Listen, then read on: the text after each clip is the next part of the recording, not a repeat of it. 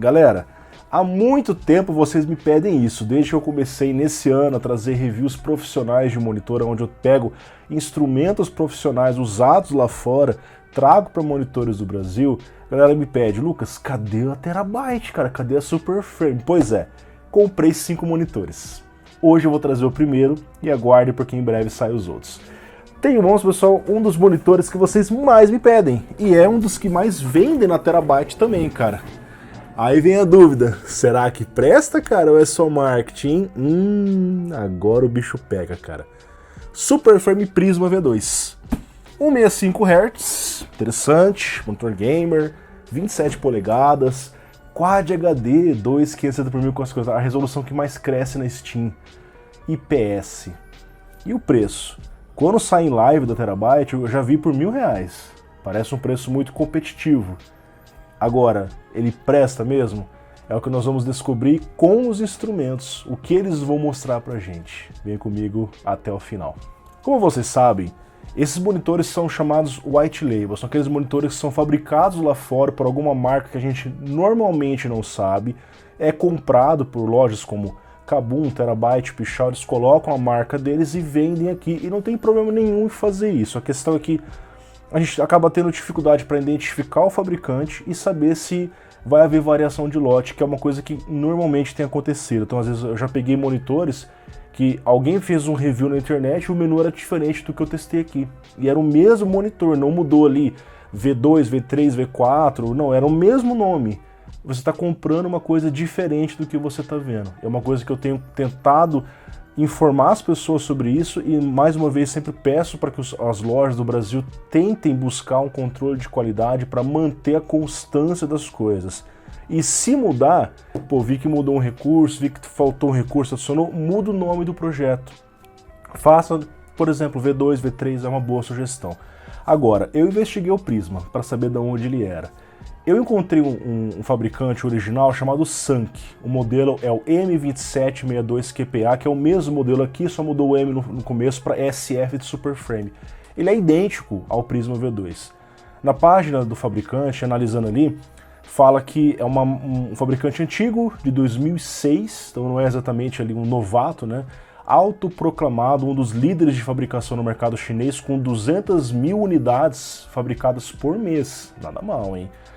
Pelas fotos da empresa, a estrutura é grande, ele tem 100 mil metros quadrados e 1.500 funcionários. Eles falam que exporta para o mercado europeu, para a Rússia, Cazaquistão, outros países assim, e o mercado norte-americano. Então, assim, isso não garante que o produto em si é bom, mas nos dá um sinal positivo que pelo menos é uma empresa de fundo de quintal, uma empresa pelo menos com uma estrutura grande que fabrica bastante monitor. E aí eu fui pesquisar reviews desse fabricante original e eu encontrei reviews normalmente positivos. Não é um monitor espetacularmente incrível, mas é um monitor budget, como eles falam, que é o quê? Ele entrega assim um custo-benefício razoável, ele é um monitor de entrada no mercado deles, com um bom custo-benefício, com bom desempenho, com um bom preço. É isso que a gente espera encontrar no Prisma, a gente vai conferir aqui. E, claro, vocês adoram custo-benefício, a gente fala muito sobre isso, né? Afinal, quando você pega algo custo-benefício, isso te entrega algo que você precisa pagando pouco, né? E você também procura coisas que sejam bonitas, que é o caso desse monitor que tem inclusive LEDs, né? E que atenda às suas necessidades. É o caso dos produtos Insider. Eu estou utilizando aqui a camiseta Tech T-Shirt deles há mais de um ano, a mesmíssima camiseta. E sou estranho porque quando você compra uma camiseta convencional numa loja, você usa ali alguns meses, você começa a perceber que ela já está desbotando depois das lavagens, mesmo que seja aquela 100% algodão. Por que essa não desbotou, cara? Será que é uma mágica? Não, a fibra utilizada aqui é mais resistente. E essa fibra permite que você não desbote a camiseta como desbota no algodão. Claro que eventualmente daqui a alguns anos ela vai acabar desbotando, mas a durabilidade é comprovadamente maior. Você vai ver uma imagem aí, uma camiseta comum de algodão depois de 50 lavagens, cara, a camiseta virou praticamente um pijama, então já não fica tão interessante. A fibra é o Tencel. Além dela ser mais ecológica, ela é mais suave e principalmente muito mais resistente. Além disso, a nossa vida é muito corrida, você sabe, a minha é assim, eu tenho certeza que a de vocês também é, né? O tempo parece passar muito rápido.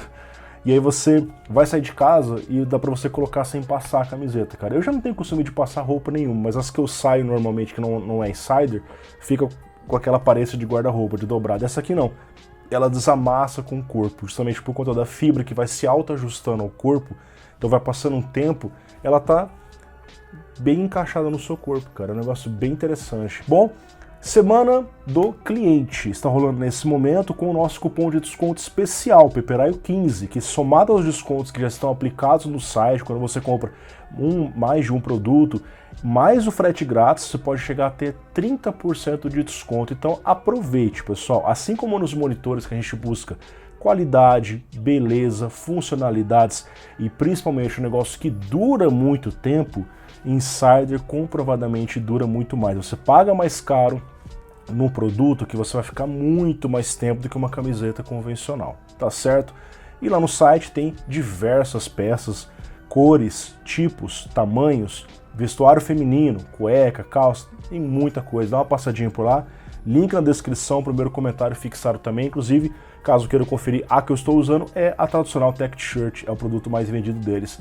Insider, vista a tecnologia, vista a revolução, ok?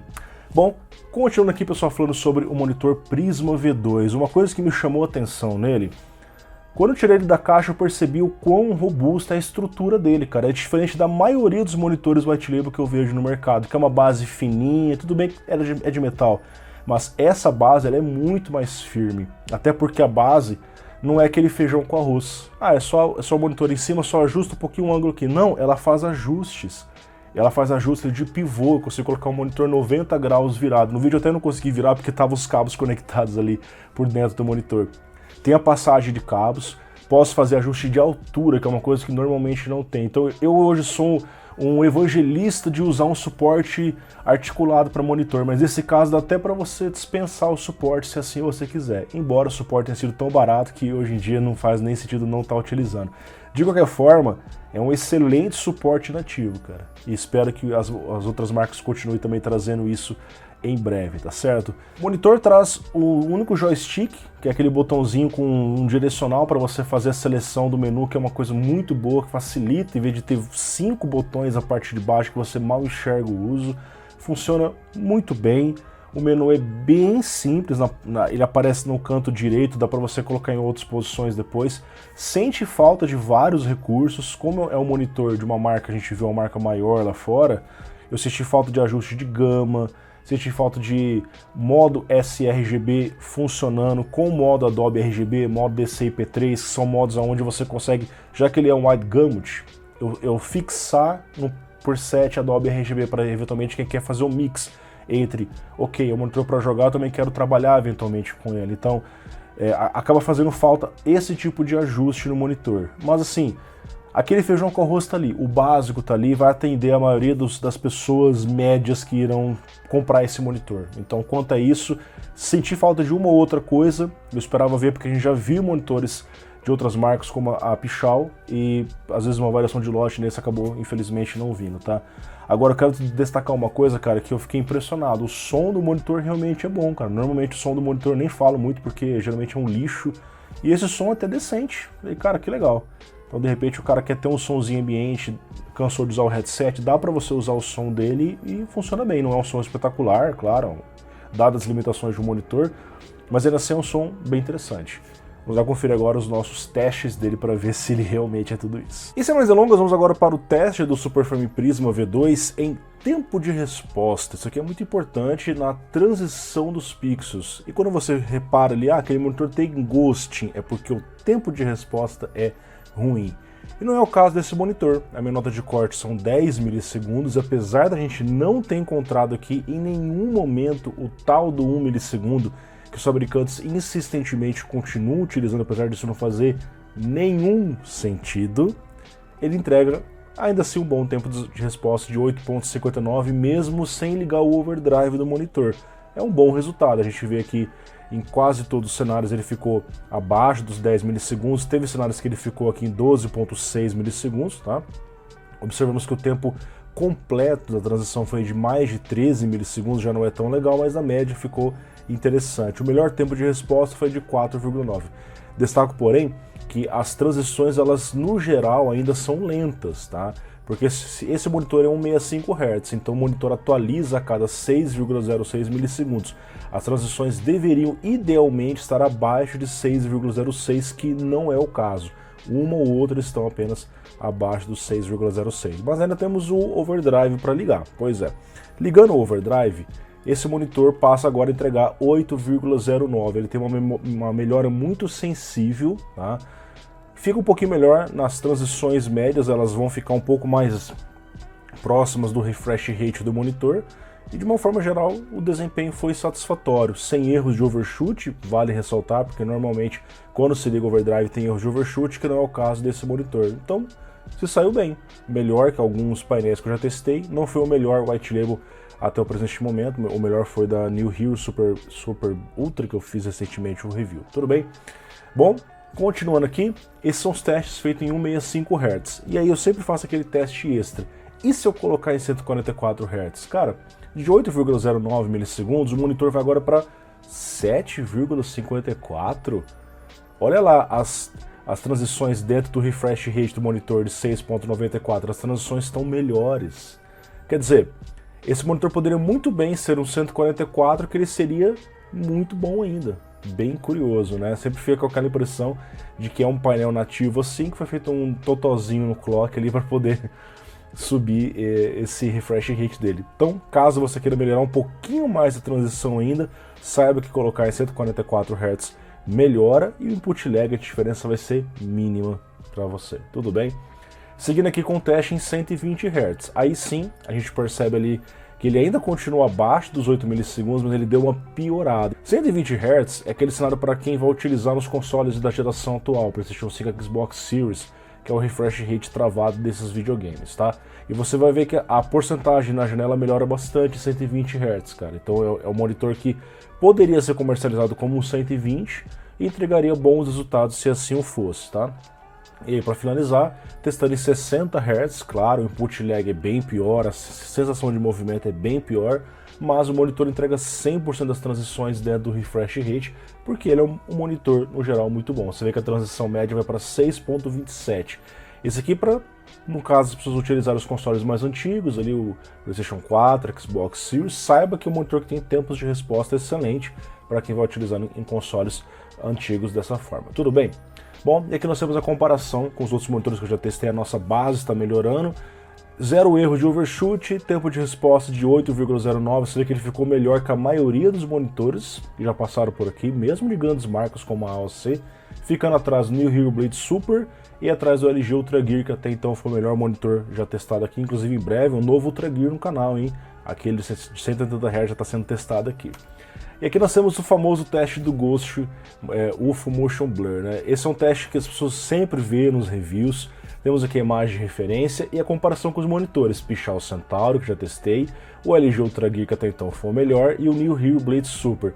O que a gente vê, cara, é que ele foi melhor que o Pichal Centauro, então você vê que ele tem menos ghost, a imagem fica mais definida e fica bem próximo em relação ao que entrega o Ultra Gear. Olha que o Ultra Gear é um monitor, conforme vocês viram aqui, de 5,78 milissegundos.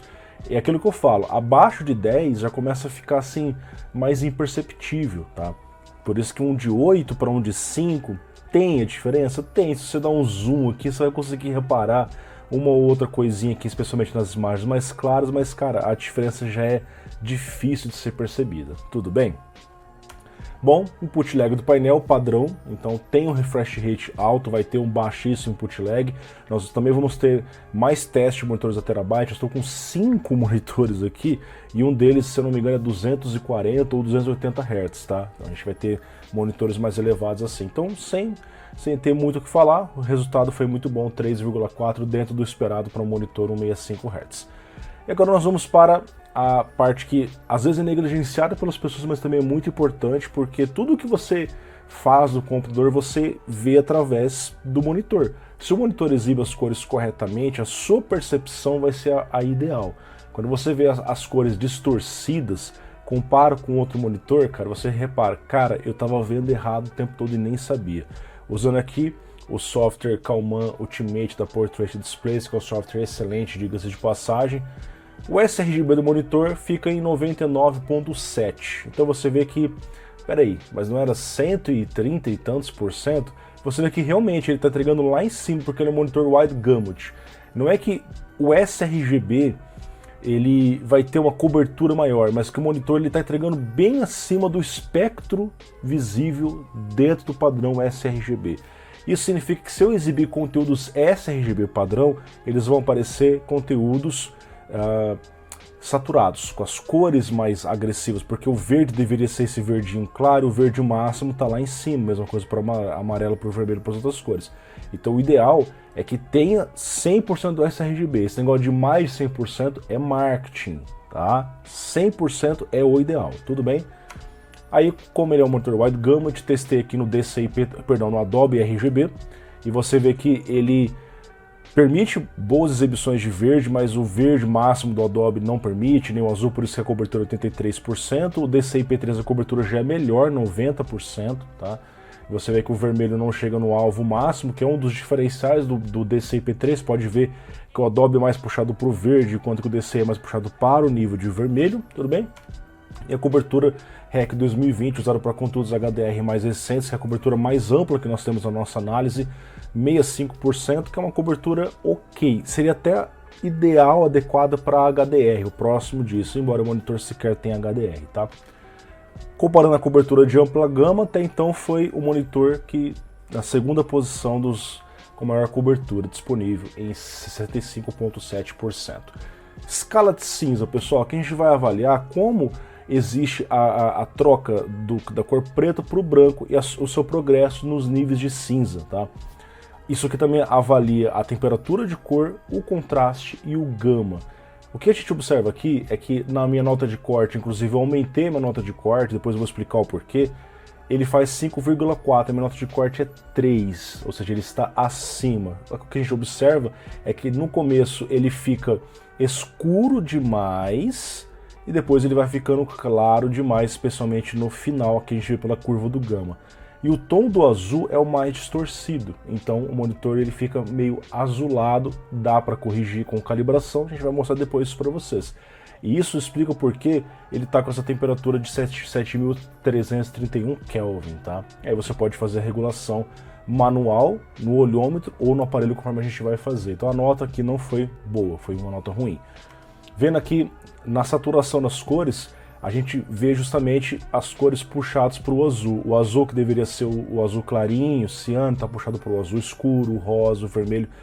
De uma forma geral, as cores estão alinhadas para a parte de baixo. O monitor tem ajuste de temperatura de cor, você pode colocar ali, mas nem sempre fica o ideal, porque também depende muito do olhômetro. Isso aqui está fora da minha nota de corte também, e os gráficos explicam justamente isso. Não é apenas o olhômetro, né? São painéis mostrando para você. E na saturação a gente coloca muito mais tons de cores, inclusive tons de pele, que é uma coisa comum de você visualizar no computador, e você vê que existem distorções. Não é uma nota horrível, né? É uma coisa usável, mas ainda assim não tem uma calibração padrão que é esperado para um monitor desse nível. Geralmente ele não vem calibrado de fábrica. Seria uma coisa interessante se um dia viesse, tá? O que eu fiz, pessoal? Esse monitor ele tem um modo sRGB. O modo sRGB, ele pretende cortar o limite máximo das cores para justamente fazer uma simulação do 100% sRGB. Porém, a simulação ela tem que ser próxima de 100% e não 88%, como é o caso desse monitor. Então o que acontece? Eu uso o modo sRGB, as cores vão ficar lavadas, dependendo do tom de cor que eu estiver usando, porque se eu buscar o tom máximo do sRGB, eu vou ter um tom alguns níveis abaixo, o azul está deslocado, enfim. Então o ideal é que isso aqui fique em 95, 96, 97, próximo de 100% e não 88%. E justamente por isso que não fez tanta diferença, você vê que ficou até pior, né? Então a escala de cinza, o azul vai continuar muito deslocado, o gama tá até bom, né? O gama ele deu uma errada maior ali na parte final, mas a temperatura de cor fica ainda mais pesada, ele bate ali 8.000 de temperatura, monitor bem azulado, tá? No Color Checker, aqui nós vemos nesse modo sRGB que ele chega a piorar. Então no modo padrão, que o monitor é o melhor para deixar, o modo sRGB não funciona muito bem. E aí o que eu fiz? Ok, considerando que esse monitor é de ampla gama, ele teve uma cobertura boa no DCI-P3, vamos testar o Color Checker no DCI-P3. E aí ele teve um resultado ok, 3.44, tá fora da minha nota de corte, mas não tá tão ruim assim.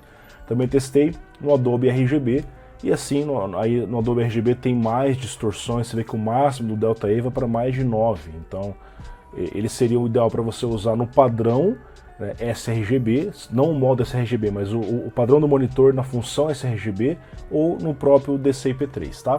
A precisão de fábrica, pessoal, porém, apesar do cinza ser um dos piores, né, ele só perde ali para o New Hero Blitz Super com 9, que era muito ruim, a precisão das cores não está tão ruim, cara. Você vê que ele ficou melhor que o Valak, que o Duex, que o Pichal Centauri, ele só perdeu para o AOC e para o Ultra Gear, porque ambos são fabricados de fábrica, são calibrados de fábrica, tudo bem? Seguindo aqui para o brilho da tela, ele oferece um brilho decente, você vai perceber utilizando esse monitor que as imagens elas podem ser muito brilhantes, isso é um bom ponto positivo, e o brilho mínimo 35 é bem adequado para quem vai usar em ambiente escuro e não quer ficar saturando na tela. O contraste, no entanto, foi abaixo do esperado, o prometido é 1000/1 e o contraste foi 871.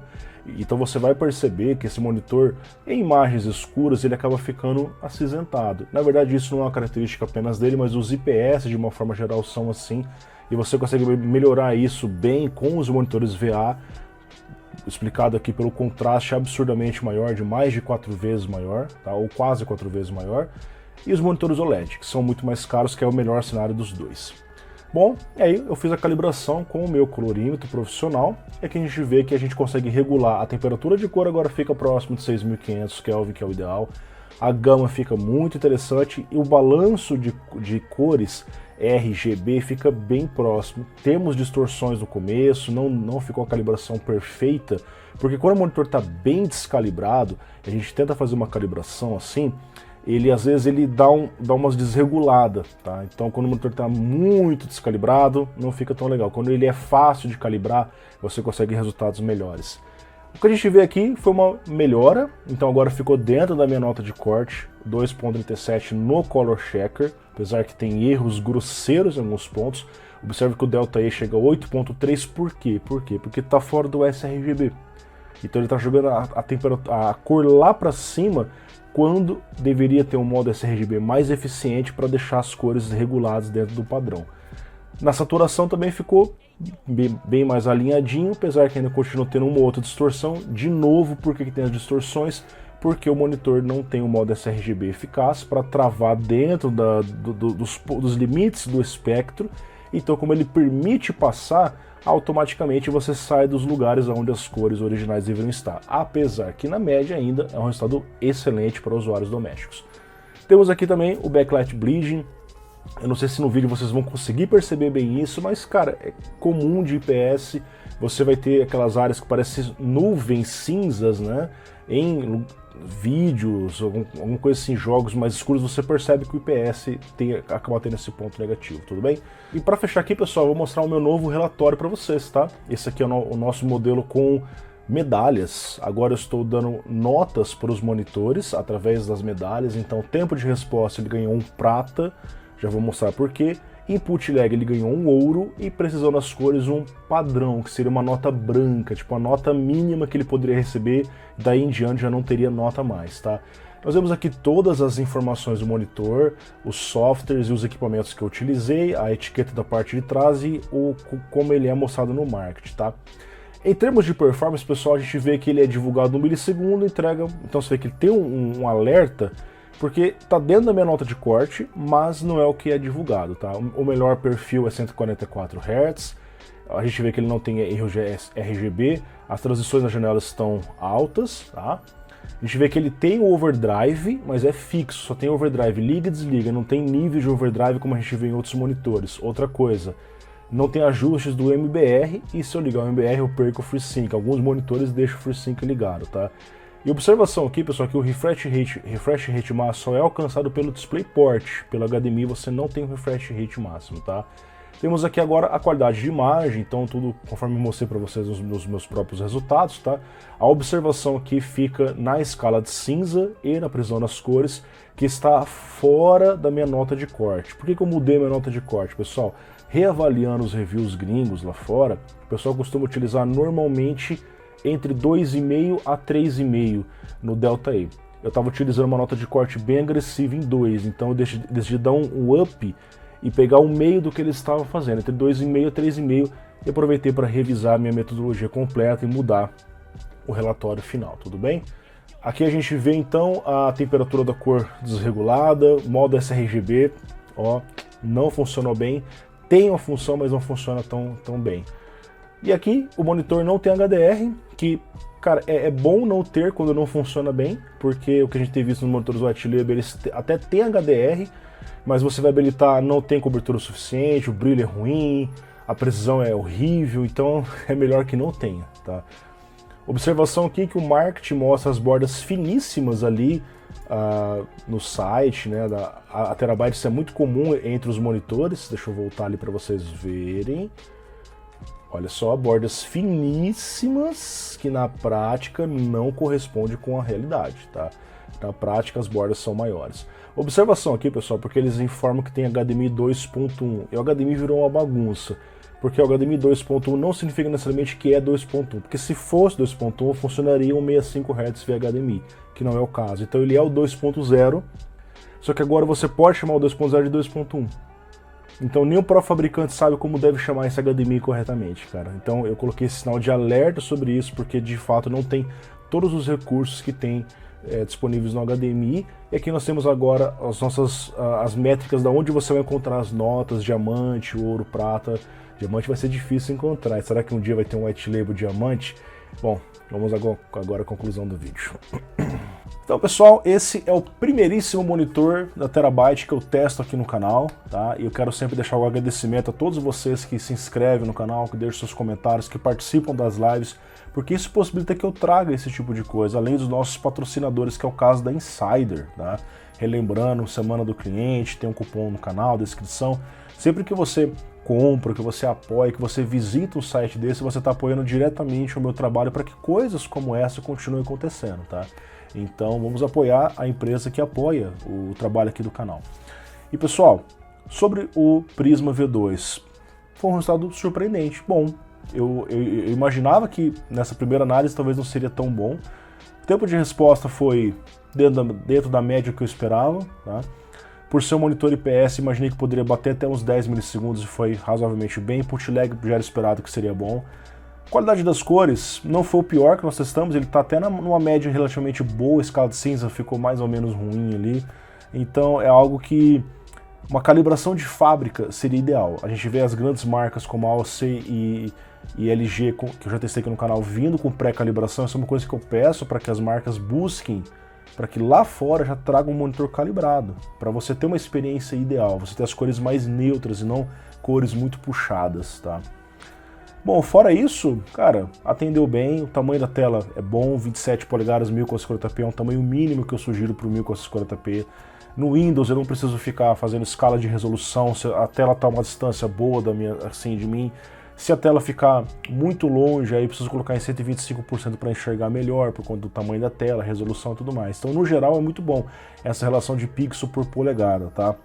Acabamento do monitor simples, a base estruturada, base forte, som ok, gostei pra caramba, tá? Bom, o que eu mais senti falta, além dos modos Adobe RGB e modo DCI-P3, tá? Porque já que é um wide gamut, poderia ter modos para travar nesses presets para quem quer eventualmente comprar para trabalhar e para jogar, quer fazer os dois, né? Mas principalmente, cara, o modo sRGB não funciona direito. Ele cortou demais as cores, o monitor fica com as cores prejudicadas e não resolveu na precisão. Então eu já vi monitores que quando você ativa o modo sRGB, ele fica muito melhor. Infelizmente não é o caso desse, cara. Então é algo para ser verificado em futuras revisões. Nas promoções, como eu falo para vocês, cara, costuma aparecer por entre R$1.000 em promoção agressiva de live. Um preço que eu diria que é bom nele, entre 1.200 a 1.300, o preço comum dele entre 1.400 a 1.500. Então, cara, para quem busca um monitor Quad HD, para quem usa placas de vídeo mais robustas, uma placa 70, por exemplo, uma 7700 XT, uma placa 4070, ou vai usar técnicas como DLSS 3, FSR3 em placas 60, cara, é uma boa escolha, é um bom ponto de partida, tá? Você parte para uma resolução mais pesada, cara, é nítido, você sai do Full HD para o Quad HD, é muito perceptível, a nitidez da imagem melhora pra caramba, tá? E hoje em dia, como eu falei, é a resolução que mais cresce na Steam. Daqui a pouco vai ultrapassar o próprio Full HD, tá certo? Bom, então é isso. É um monitor interessante. A gente agora acompanha o mercado de preços e fica uma dica importante aqui no canal, nossos grupos de promoções, porque sempre que as coisas caem, a gente avisa vocês por lá. Nós temos grupos no Telegram, grupos no WhatsApp, tá aparecendo o QR Code aqui. Também temos grupos de ofertas gerais, para você mandar para vovó, para titia, para mamãe ou para você mesmo. A gente posta de tudo que está em oferta, com cupom de desconto. Estamos em setembro, daqui a pouco está chegando o Black Friday. Muita coisa boa. Então façam parte dos grupos, porque quando o Prisma ou outras coisas cair, você vai ser o primeiro a ser notificado. Um grande abraço, muito obrigado pela sua audiência. Em breve trago mais reviews de monitores da Terabyte, da Pichau e também de grandes marcas. Aquele novo Ultra Gear 180 Hz já está aqui comigo. Será que é tão bom quanto o 144? Vamos descobrir. Tchau, gente. Até mais.